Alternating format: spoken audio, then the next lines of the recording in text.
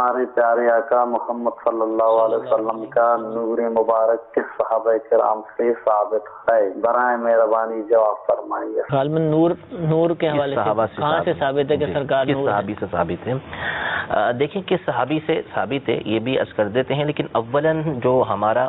نظریہ اور عقیدہ ہے اس کو سمجھ لیں کہ نور و بشر کے حوالے سے ہم کیا عقیدہ رکھتے ہیں، کیونکہ یہ ضروری ہے اس حوالے سے کہ بہت سے لوگ غلط فہمی میں خود مبتلا ہیں یا بغض و عداوت کی وجہ سے، بغض و کینے کی وجہ سے غلط نظریہ ہمارے بارے میں بیان کرتے ہیں۔ معلوم ہونے کے باوجود جو نظریہ اور عقیدہ ہے وہ ہمارے بزرگ بیان کریں گے، ٹھیک ہے، یعنی جو علماء ہیں وہ بیان کریں گے۔ اگر آپ اہل سنت کا ابتدا سے انتہا تک، صحابہ کرام علیہم رضوان سے لے کر آج تک کے علماء اہل سنت جتنے بھی ہیں ان کے عقائد کو دیکھیں گے تو ان کو دیکھ کر ہی آپ بتائیں گے کہ ان کا نظریہ اور عقیدہ کیا ہے۔ صحابہ کرام علیہم رضوان بعد کے بزرگوں کا معاملہ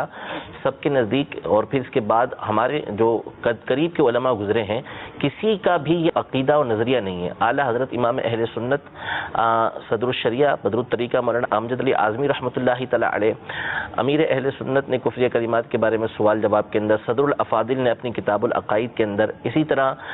علامہ جلال الدین امجدی صاحب رحمۃ اللہ تعالی علیہ نے فتاوی فیض الرسول کے اندر، مختلف ہمارے جو قریب کے علماء ہیں انہوں نے اپنی کتاب کے اندر اس بات کی صراحت کی ہے کہ جو شخص بھی علی الاطلاق نبی کریم صلی اللہ تعالی علیہ وسلم کی بشریت یعنی آپ کے بشر ہونے کا انکار کرے گا وہ تو کافر ہے، بشر ماننا ضروری ہے کیونکہ قرآن سے ثابت ہے کہ نبی کریم صلی اللہ تعالی علیہ وسلم کی بشریت ہے، لیکن بشریت کی آڑ میں اس بات کا انکار کرنا کہ نبی کریم صلی اللہ تعالی علیہ وآلہ وسلم نور نہیں ہے یہ بات بھی غلط ہے۔ ٹھیک ہے، تو پہلے تو بنیادی طور پہ یہ جان لینا چاہیے کہ اہل سنت میں سے کوئی بھی ایسا نہیں کہ جو نبی کریم صلی اللہ تعالی علیہ وسلم کے بشر ہونے کا انکار کرتا ہو، بلکہ مطلقاً بشر ہونے کے انکار کرنے پر کفر کا حکم بیان کیا گیا ہے۔ اس کے حوالے بھی میں نے ذکر کر دیے۔ اب رہا نبی کریم صلی اللہ تعالی علیہ وسلم کا نور ہونا، تو نور ہونے سے متعلق بات یہ ہے کہ حضور علیہ الصلوۃ والسلام کا جو نور ہونا ہے یہ تو قرآن و حدیث سے ثابت ہے۔ اولاً تو لفظ نور نبی کریم صلی اللہ علیہ وسلم پر بولنے کی بات ہے تو اس کا انکار وہی کر سکتا ہے کہ جس نے نہ قرآن پڑھا ہے نہ جس نے حدیث پڑھی۔ قرآن و حدیث جس نے پڑھا ہوگا اور تو اس کو اچھی طریقے سے معلوم ہوگا کہ نبی کریم صلی اللہ تعالی علیہ وسلم کی ذات پر کتنی جگہ پر اللہ تبارک و تعالی نے نور کا اطلاق کیا ہے۔ نور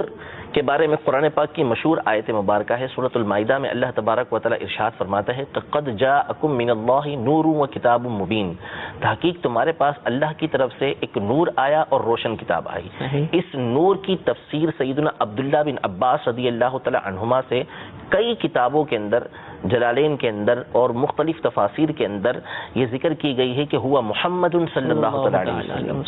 کہ نور سے مراد نبی کریم صلی اللہ تعالی علیہ وسلم کی ذات گرامی، اللہ تبارک و تعالی نے نبی کریم صلی اللہ تعالی علیہ وسلم کو نور ذکر فرمایا۔ اس کے علاوہ آپ تفسیر کی جو کتاب اٹھانا جائے، تفسیر کبیر اٹھائیے، تفسیر روح المانی اٹھائیے، تفسیر ابن کثیر اٹھائیے،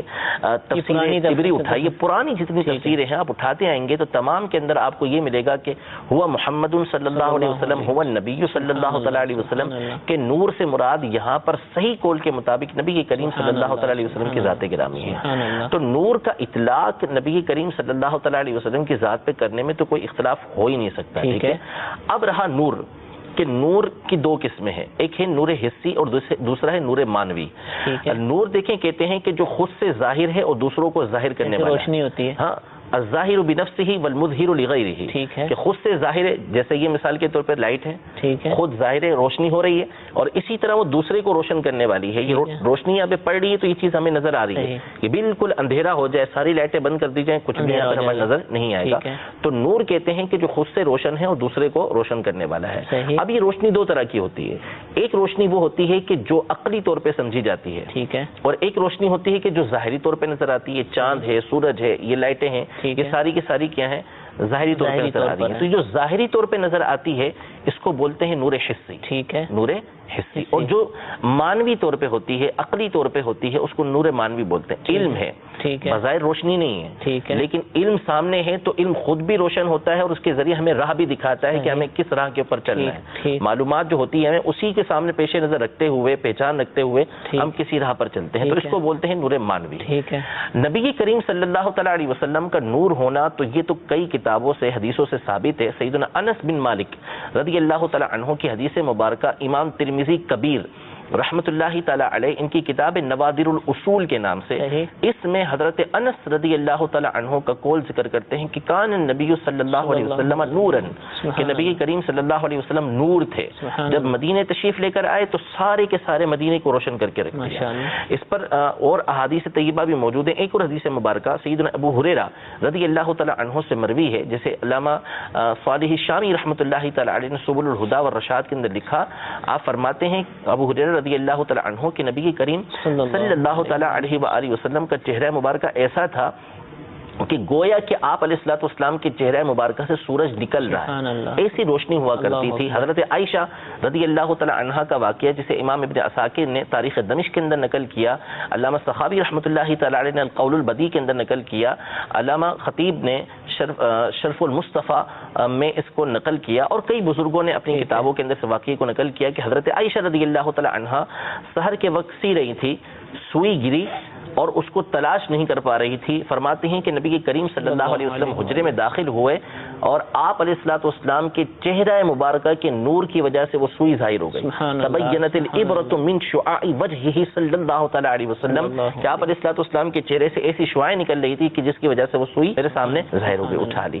تو نور حسی اور نور مانوی دونوں کی دونوں نبی کریم صلی اللہ تعالیٰ علیہ وسلم کے اندر موجود تھی، کہ آپ علیہ الصلوۃ والسلام کو اللہ تبارک و تعالیٰ نے ایسا جسم مبارک عطا فرمایا تھا کہ آپ علیہ الصلوۃ والسلام گفتگو فرماتے ہیں، ابن عباس رضی اللہ تعالیٰ عنہما فرماتے ہیں کہ دانت مبارک کے درمیان میں سے نور نکلتا تھا کہ جس کی وجہ سے دیواریں روشن ہو جایا کرتی تھیں۔ ایسی روشنی نبی کریم صلی اللہ علیہ وسلم کے چہرہ مبارکہ کے اندر موجود تھی، اور مانوی ہونا، عقلی ہونا، یہ تو بالکل ظاہر و باہر ہے کہ آپ علیہ الصلوۃ والسلام ہیں اس مقصد کے لیے بھیجا گیا کہ آپ دنیا کے سامنے جو ہے وہ ایسی راہ لے کر آئیں کہ جس پر چل کر لوگ اللہ تبارک و تعالیٰ کی بارگاہ میں پہنچے۔ تو یہ عقیدہ نظریہ ذہن میں رکھیں کہ اہل سنت ہرگز نبی کریم صلی اللہ علیہ وسلم کے بشر ہونے کا انکار نہیں کرتے۔ اگر کوئی بشر ہونے کا انکار کرتا ہے تو وہ دائرہ اسلام سے خارج ہے، لیکن بشر ہونا یہ اس بات کی دلیل نہیں کہ نور نہ ہو۔ جبریل امین علیہ الصلوۃ والسلام بالاتفاق نور ہیں، لیکن بشری صورت میں کئی مرتبہ نبی کریم صلی اللہ علیہ وسلم کی بارگاہ میں حاضر ہوئے تھے۔ تو اس نظریے کو سامنے رکھیں گے تو انشاءاللہ تبارک و تعالیٰ وسوسے دور ہو جائیں گے۔